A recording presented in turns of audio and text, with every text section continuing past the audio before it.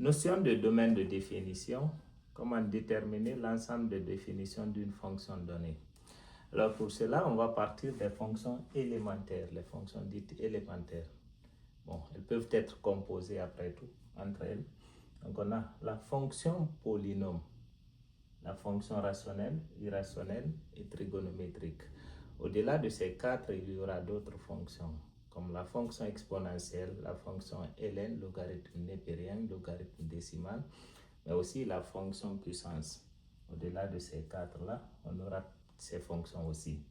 Maintenant, pour la fonction polynôme, toute fonction polynôme donnée, elle est définie sur R automatiquement. Toute fonction polynôme donnée, elle est déjà définie sur R. Elle n'a pas d'exception. C'est comme si on disait à une personne qu'elle mange tout ce qu'il y a au menu. La personne là, elle mange. Donc c'est ça la fonction polynôme. Elle n'a pas d'exception. La fonction rationnelle, elle, quant à elle, elle a une exception. D'abord, elle est rationnelle si il y a l'existence d'une part de fraction, mais l'inconnu x ou y, c'est pas. L'inconnu se trouve au niveau du dénominateur. Elle est rationnelle, la fonction, s'il y a une barre de fraction et qu'on trouve la variable au dénominateur, x au dénominateur, donc on peut parler d'une fonction rationnelle. Maintenant, la condition d'existence, c'est que la fraction est composée d'un numérateur, mais aussi d'un dénominateur. Le dénominateur doit être différent de 0. C'est ça sa condition d'existence. Ça prend tout sauf un dénominateur qui est égal à 0. Donc si j'ai une fonction rationnelle, je prends ce qui est au dénominateur, je suppose que ça doit être différent de 0. Et puis je cherche à éliminer les contraintes. La fonction irrationnelle, cette fois-ci, c'est l'existence du radical et qu'il y ait la variable sous le radical. Donc on a un radical et la variable sous le radical, on parle en ce moment d'une fonction irrationnelle. Et la fonction irrationnelle, racine carrée, ça prend tout sauf les nombres qui sont négatifs.